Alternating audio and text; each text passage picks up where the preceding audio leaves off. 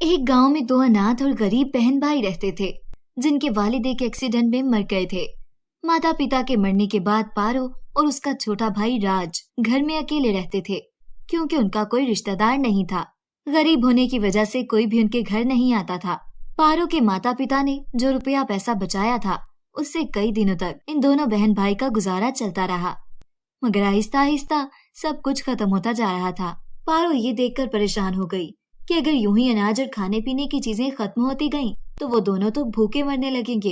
ये सोचकर पारो ने खुद ही कोई काम करने का सोचा, क्योंकि उसे अपने छोटे भाई राज से बहुत प्यार था। राज अपने माता पिता को बहुत याद करता था और पारो से कहता था, आज हमारे माता पिता जिंदा होते तो वो मुझे स्कूल जरूर भेजते और मेरे खाने के लिए पिज्जा, बर्गर और समोसे ले आते और मैं भी बाकी बच्चों की तरह ऐश करता। ये सुनकर पारो की आंखें भर आती और वो अपने भाई से कहती, फिक्र ना करो मेरे छोटे भाई, जब हमारे पास पैसे आ जाएंगे तो मैं भी तुम्हें स्कूल जरूर भेजूंगी और तुम्हारे लिए मजे मजे के खाने बनाऊंगी। ये सुनकर पारो का भाई खुश हो जाता।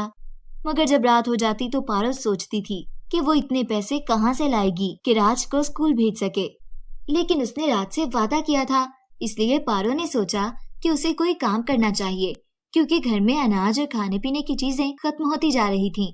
वो नहीं चाहती थी कि उसका भाई भूख से मर जाए, क्योंकि वो तो बहुत छोटा था और उसे भूख बर्दाश्त भी नहीं होती थी। पारो खुद तो कई दिनों से भूखी प्यासी सो जाती थी। इसलिए पारो एक दिन सामने वाले ब्यूटी पार्लर में गई और उसकी मालिकन से कहा, मुझे कोई काम दे दे, क्योंकि मैं एक अनाथ और गरीब लड़की हूँ और मेरा एक छोटा भाई भी है, जिसकी जिम्मेदारी अब मुझ पर है।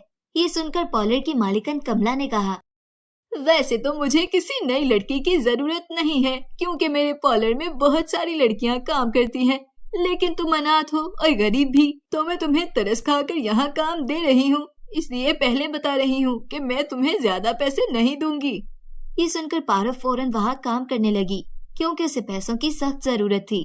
पार्लर की मालिकन ने उसे काम बता दिया और वो बेचारी सुबह से शाम तक पार्लर के फर्श पर झाड़ू लगाती रहती और बदले में पार्लर वाली इसे थोड़े से पैसे दे देती।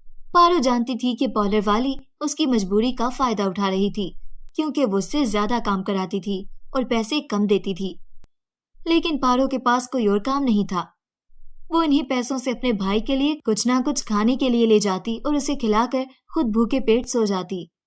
इसी तरह उन दोनों बहन भाई का वक्त अच्छे से गुजर जाता।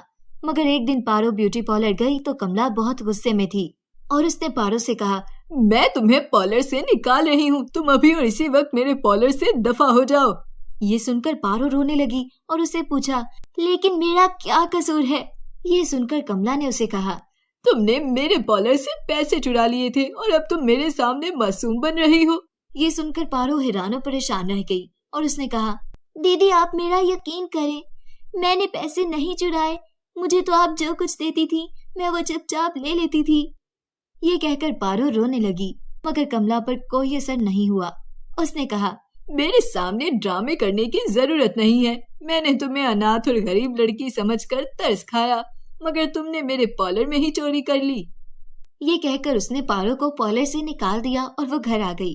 वो घर आई तो उसने देखा कि उसका भाई राज बहुत बीमार था। घर में खाने को कुछ नहीं था। वो राज का इलाज कहाँ से कराती? अपने छोटे भाई को बीमार देखकर वो भी रोने लगी और अपने माता पिता को याद करने लगी। आज अगर वो जिंदा होते तो पारो यूं बेइज्जत होकर पार्लर से ना निकलती। रोते रोते पारो को नींद आ गई और उसने सपने में अपनी माँ को देखा, जिसने उसे बताया कि बेटा, मैं जानती हूँ कि मैंने तुम पर बहुत बड़ी जिम्मेदारी डाल दी है, मुझे माफ कर देना। और हाँ, मेरे पुराने संदूक में एक जादुई बीज पड़ा हुआ है जो मैंने तुम लोगों के लिए संभाल रखा था। उस बीज को किसी जमीन में बो देना और इससे सोने चांदी के जेवरात निकलेंगे। तुम उन्हें बेचकर अपना और अपने भाई का पेट पालना। ये कहकर उसकी माँ चली गई और पारो की आंख खुल गई। पहले तो पारो को लगा कि ये तो बस एक सपना ही था, मगर फिर उसने सोचा कि उसे अपनी माँ का पुराना संदूक तलाश करना चाहिए, ताकि वो देख सके कि उसकी माँ सच कह रही थी कि झूठ। ये ख्याल आते ही उसने माँ का संदूक तलाश किया और जब उसने वो संदूक खोला तो हैरान रह गई, क्योंकि संदूक में तो वाकई एक जादुई बीज रखा हुआ था। पारो को अपनी माँ की बात का यकीन आ गया और उसने फौरन एक खेत में जाकर वो जादुई बीज बो दिया। पारो के देखते ही देखते उस खेत से कई पौधे निकले और उसमें से सोने चांदी के जेवरात निकलने लगे और हर तरफ उन जेवरात की सुनहरी रोशनी फैल गई। ये देखकर पारो खुश हो गई और उसने इन जेवरात को बाजार ले जाकर बेच दिया और इन पैसों से अपने छोटे भाई राज का इलाज करा लिया ताकि वो ठीक हो जाए।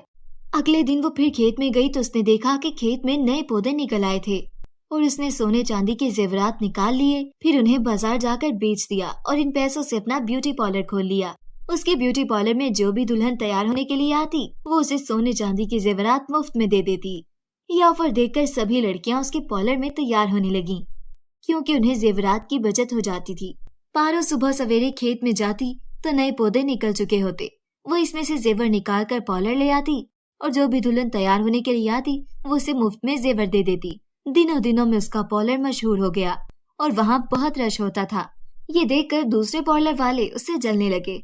पारो के पार्लर के सामने ही एक और पार्लर था जिसमें वो पहले काम करती थी और इसकी मगरूर मालिकिन कमला ने इसे चोरी के इल्जाम में निकाल दिया था।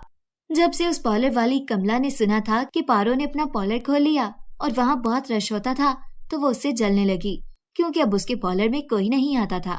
इसलिए वो परेशान हो गई और अपने दिल में सोचने लगी, पता नहीं इस अनाथ और गरीब लड़की के पास इतने पैसे कहाँ से आ गए जो इसने इतना बड़ा पार्लर खोल लिया और वहाँ सोने चांदी के मुफ्त जेवरात भी देने लगी। कमला ने फैसला किया कि वो पारो का पीछा करेगी ताकि वो देख सके कि पारो के मुफ्त के जेवर कहाँ से आ रहे हैं।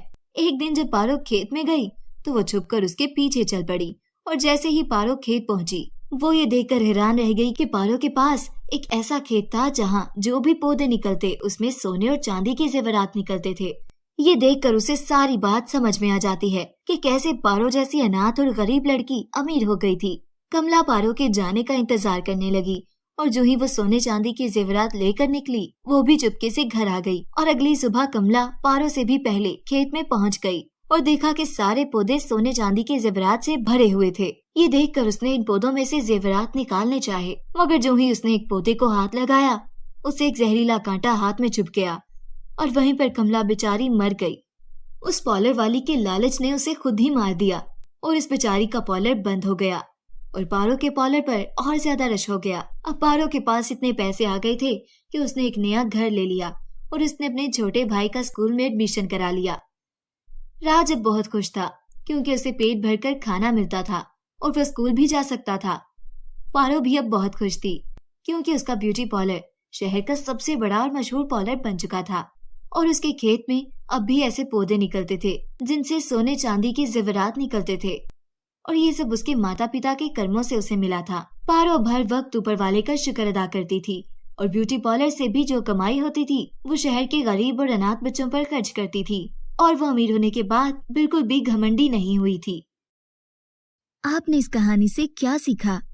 अगर आपको ये कहानी पसंद आए तो लाइक, शेयर और सब्सक्राइब करना मत भूलिएगा ताकि आप इस तरह की और कहानियाँ देख पाएं।